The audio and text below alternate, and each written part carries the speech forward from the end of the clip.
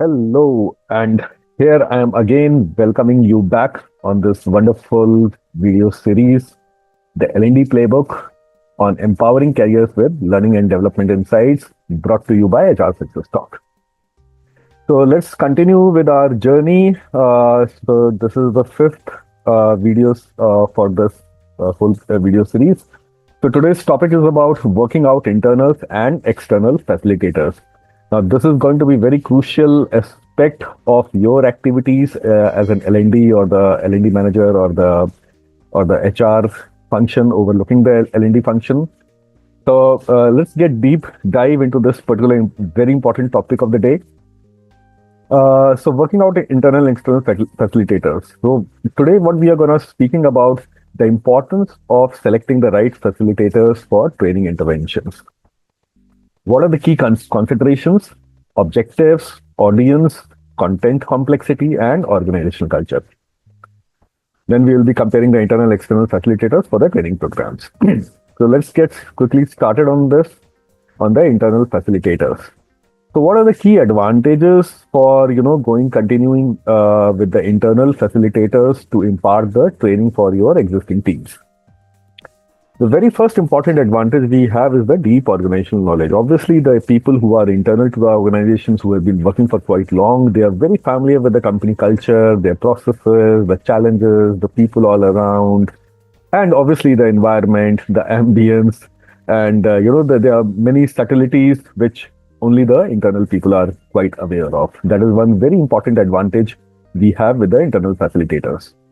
Obviously, then second is the cost effective because we don't have to pay, extra per day charges what we generally pay to the external facilitators. So there's a lower investment, financial investment compared to the hiring external facilitator, external experts. Better contextualization. Now, this is a very peculiar and specific term, contextualization, because it is the ability to align training with the internal goals, case studies, and the specific scenarios.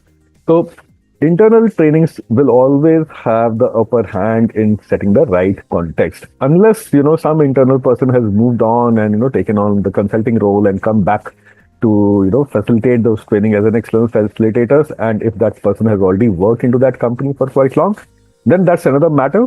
But yes, internal person will always have that better edge in terms of the context settings of the whole setup of the training or the intent of the training, the curriculum of the training, the modes and the modality of the conduction of the trainings. And then a stronger engagement and follow through, because internal people are internal people. They will always be all around. So they can provide that continuous support, ongoing support, post training as well.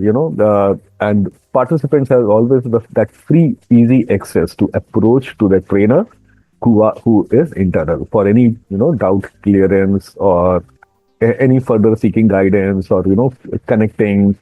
That's kind of a rapport building is anyway there. So that's one of the key. There's a few key important advantages to have the internal facilitators. Let's quickly move on to that. What could be the challenges for the internal facilitators? So potential bias. Now they may struggle with the objectivity or challenge existing norms because they are internal people. They have to abide by the principles and the norms or whatever the overall environment and the culture. So they will all obviously maintain that status quo and always their I would rather put it in this manner is that their overall personality or their demeanor, while conducting this session will always be aligned for that specific company, right? So it's difficult for them to bring about more deeper perspectives of the external world if they had been working for quite long in that particular organization. So limited expertise in their specialized area, so might lack cutting edge knowledge or the external best practices. So in the similar business or the domain in which that company is working, or your company in which the internal facilitators are working, so there could be a lot of best practices all around, considering revolving around the same technology or the same business processes, and that is where internal facilitators may lack. I'm not saying that they will 100% lacking. A lot of people are there because out of their own interest, keep on abreast with the latest developments going around in the technological domain or the processes domain. But yes, they are very rare people those times. So, but yes, a lot of people might lack those things, which could pose a challenge as an internal facilitator. Perceived credibility issues. Participants may not seem them experts or take training less seriously because, for the obvious reason, because they have been seeing that person day in, day out. And every person has shortcomings. No person is perfect. And neither you are perfect, neither I am perfect. So when people deal with, see those faces all around all the time, then even that person is having that expertise, but because of some person might have some committed some mistake in the past, and there is a recency bias, or a lot of people have that biased approach, and that biasing may not actually subject that person to be perceived as a real expert. So that is more of a psychological thing, but yes, it generally prevails. So that is one of the key important challenge which internal facilitators can have. And yes, overburdening the internal resources, balancing training with other responsibilities. So obviously, the internal trainers may not be the full-time trainers. They may be holding some position. They are also responsible for their own KPIs and the KRAs. And out of that, HR or you as an L&D people may be seeking their time for 1 or 2 day off in a week, or maybe during some month, and they may not be fully available. Some critical project might be going on, and that is where that balancing that training with other responsibilities actually might take a toll. So that is quickly to on the challenges part. Let's quickly see what are the quick advantages and disadvantages for the external facilitators now. So obviously, as we have seen in the last slides as well, that expertise and the fresh perspective, because external trainers are, or mostly the freelancers, are going into different industries. They have been conducting that particular topic into the various kind of the companies, the industries, and also the different geographies, and also to addressing different kind of the audience. And that is where they can actually bring about the industry best practices. They have the global insights, they have a good level of credibility, and that is where that freshness, the approach of that freshness is actually being sought by the participants. So same thing, internal facilitator might be saying, and but the same thing when external facilitator says, people actually pay much better heed, and that is where this is one of the crucial advantage. Higher engagement and authority. They are seen as unbiased, credible, and authoritative by participants because they are the third party. They are neither inclined toward this company or that company. They are coming for a particular day or two, and they are absolutely seen as unbiased by the management as well as the participant. And that is where this psychological barriers are not there with the participants on this particular perspective. And the training, whatever is imparted, or the learnings or the insights which are being shared, are being transparently absorbed by the participants. And that is one key important hallmark of the external facilitators. So they have a focus on dedicated delivery, because no divided attention between the training and the other job roles, because they are dedicated to that particular cause.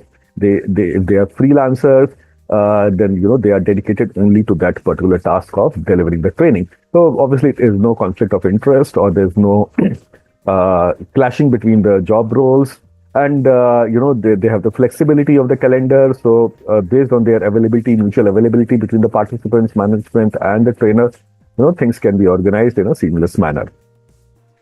So, and ability to challenge the status quo. They can introduce new ideas without internal politics or resistance. Now, this is very, very important point as a key advantage of the external facilitators, because they can speak their mind. They can talk various things without any prejudices or biasness or any inclination or favoritism towards particular company or a management, and they can seamlessly talk. They can fearlessly talk. So obviously, the management and the guidelines are there that yes, got to maintain that decorum of the forum. But yes, as regards the training and the inputs are considered, which has some connection related to the environment, especially when it comes to the leadership or the soft skills related stuff. That is where external facilitators can challenge the status quo. And that is where a great excitement and the energy gets built up around the external facilitators. So these are the key important advantages. And looking into this advantage, one can actually see that, oh, this is a great thing. We should only follow this. But yes, there are a couple of challenges as well with the external facilitators. And what those challenges could be? So higher cost involvement. Obviously, the very first important bottleneck sometimes you as L&D manager will face to about it requires budget allocation, because obviously those trainers needs to be hired on a per day commercial, or yes, in case of very specific technology base, it could be on a per hour basis. So obviously it requires budget allocation, contract management, and planning. The external resources needs to be managed in terms of their contracts, their availability, and so a lot of the factors goes in coordinating the timings and arranging the whole session. You guys anyway know all this, and that is where the one of the key challenges there. But yes, organizations who know the importance of being external facilitators, they have to have allocate that budget. Everything cannot be done internally. Everything cannot be done externally. But yes, somewhere we got to create a balance. Limited organizational context. It may not be fully understand. They may not fully understand company specific challenges. This is quite obvious. Obviously, a lot of people, everybody is not aware of every industry. Every trainer cannot have working with all the industries all around, and within the particular industry also specific. If we call some trainer, then that trainer will certainly not be aware of the background and the environment and the culture. Broad level of the understanding certainly can be given, and the trainer do come prepared, looking into the company website. They look into the mission, vision, values, the cultural orientation. And so certainly when the trainer arrives, though, they are well prepared, but obviously they cannot be that much prepared as the internal facilitators. Obviously, but yes, every trainer tries to, bring about some awareness and the know-how of the company. But yes, obviously they will not be 100%. One-time interaction, limited post-training reinforcement, unless the continuity. So unless there is a journey-based solution, especially on the leadership journey, leadership trainings or the development, what I talked about in the last session, then there's a limited interaction. People are called for a day or two or a week, whatever the training duration is there, and then they come, they get paid, and they go back, they move on, and that is where that is the only contact duration. So this is where I believe that this is when it's more of a functional requirement, then it's okay. So even for the functional requirement, we can have some post-training, some engagement, maybe as a quick 1 hour doubt clearing session can be conducted online, or some continuity is being planned. So if some continuity is being planned, then this particular challenge can be mitigated. So while we have understood these advantages and the challenges of the internal and external facilitators, so how do we arrive to a decision-making framework? So when to use internal facilitators? When the regular training needs are there, like onboarding, compliances, processes, functional, some specific technological related framework which is specific to your particular organization, and it's suppose a factory related environment, then about the manufacturing processes there, which the internal people are more abreast of because they have the hands-on experience working in that organization on those assembly lines for quite many years. Those people may certainly be quite fit, and obviously, but yes, the people have to. It's not necessary that people who is expert can impart training as well.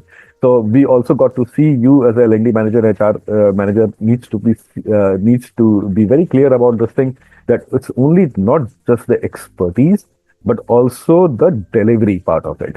Or people know how to talk, people know how to conduct the training. People should know how to impart the learning and the insights or the experience what they are already having. Now, that's a very crucial aspect. Many times it happens that we do have the experts internally, but they don't know how to conduct the training because they're somehow shy in front of, standing in front of 20 odd people and conduct the training. They may not be the public speaker, and with all due respect to everybody cannot be perfect in everything. So that is where that balancing and that thing also needs to be seen just out of the context for the cost saving, just because we have some expert in-house available. But if that person is not able to effectively conduct the training, then there is no point of wasting that time and effort. So when the company culture and the context are critical, so if there is some specific culture and the context in which the training needs to be conducted, then yes, better we can use internal facilitators. Budget constraint limit external hiring. So this is anyway we had discussed. If the budgets are really tight, then obviously we have to go through the internal training, and that is where many times organization actually prepare, the trainers in house, and then you guys may at least spend some amount in conducting the train the trainer program, or it's called the TTT, so that people are being trained on how to conduct the training. So if that can be done, at least then people can get prepared to conduct the training based on the expertise and the knowledge and experience they are having working in that company for so many years. So when ongoing reinforcement is necessary, so obviously, when some process is already set, that needs to be reinforced, that needs to be continued. Some bit of the extra maneuvering, extra information is being appended, or some modifications or some advancement has been there in a particular process. Then only for that particular delta part, we can always use the internal facilitators.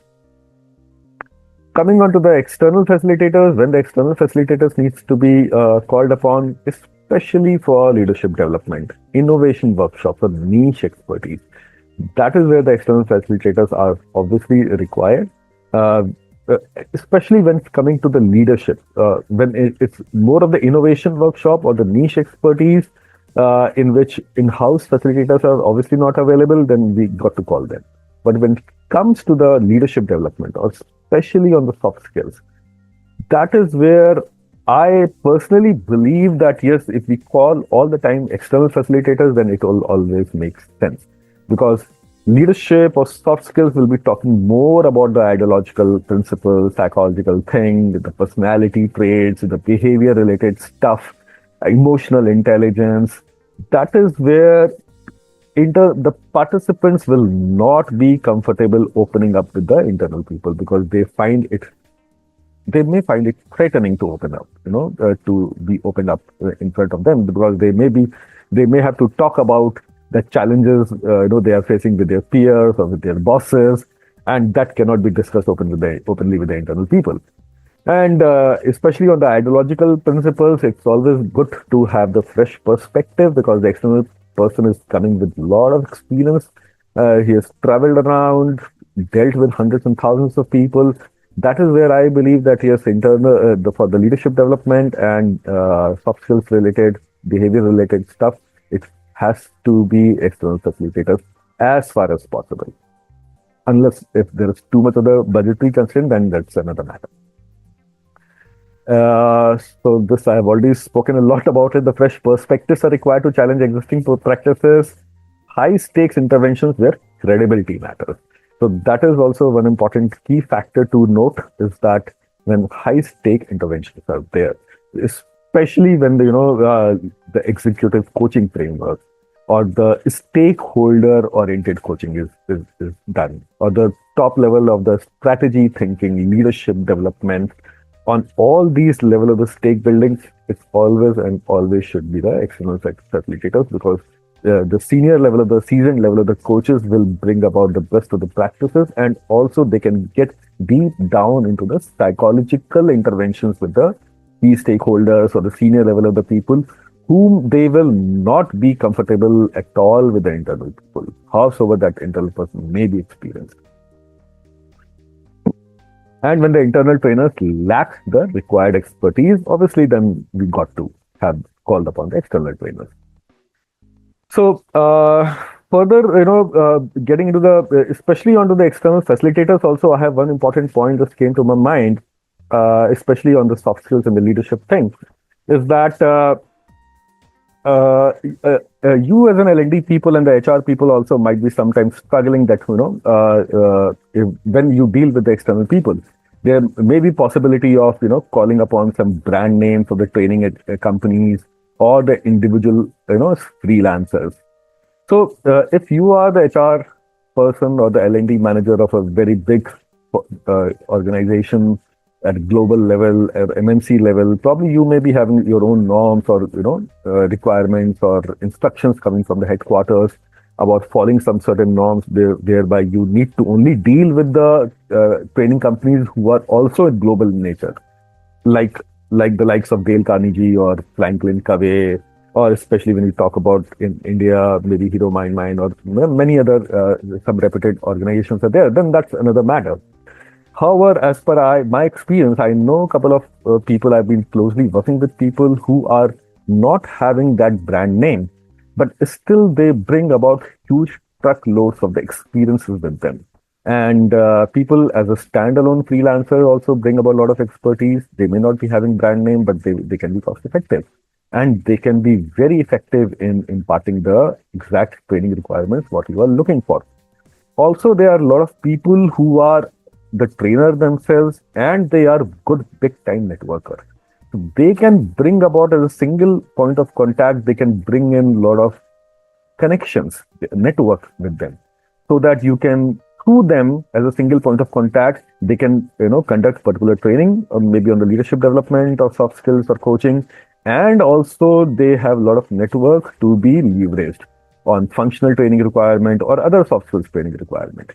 So I will certainly like to suggest here that maybe you can start looking for those kind of people who may be not having that kind of brand, but they will be very cost effective to you. And as a single point of contact, they can bring about a lot of different contacts, so that which will cater to your end-to-end L&D solutions. They will be having a lot of connections with the assessment companies for 360-degree assessment, say, or tie-ups with the rating companies, or companies who conduct assessment on different technical aspects as well, like PMP or whatnot. So that is my a quick take on from my particular perspective. Obviously, if you go too much diversified in contacting every individual individual freelancers for the different subject matter expertise, then you will actually end up inviting unnecessary lot of work for yourself and coordinating with too many people. So that is where you got to strike the balance based on the requirement, the frequency of the training requirements, and the kind of the bandwidth you can inculcate to incorporate with the to deal with the different kind of the vendors and different personalities. That's a quick take on my experience on this particular aspect. And concluding in the final thought about key takeaway is that no one size fits all approach. We all know this. So decisions should be aligned with the business goals, training objectives, and available resources. It's quite easy. Nothing to be quite explained much on this. Finally, I will encourage proactive L&D strategy. Build a balanced ecosystem of internal and external facilitators for long-term capability development. You should be looking for internal facilitators, not only from the perspective of cost saving, but also in terms of preparing your own fleet of trainers internally. If you have a large organization, you can get the trainers, program conducted for them, keep on building upon their strength and the capabilities and the competencies to conduct the training over the period of time. Also, should not be fully reliable and depending only on the internals. Keep on calling the external facilitators, keep on building that rapport and relationship with them. Keep on especially looking for those point of contact who are having a great network to be leveraged upon. That's going to be very essential, and it will actually make your life very easy in terms of dealing with your channel partners on the L&D part. So that's quick my take. And this particular part of the video, especially on the internal and external facilitators, I truly hope you have liked it. And thanks a lot for all your wonderful time and being with me so far in this journey. There are just 2 more videos left. And then, yes, we will conclude this journey over the period of time. So thank you very much. And I look forward to receive your queries and questions, if any. Thank you very much.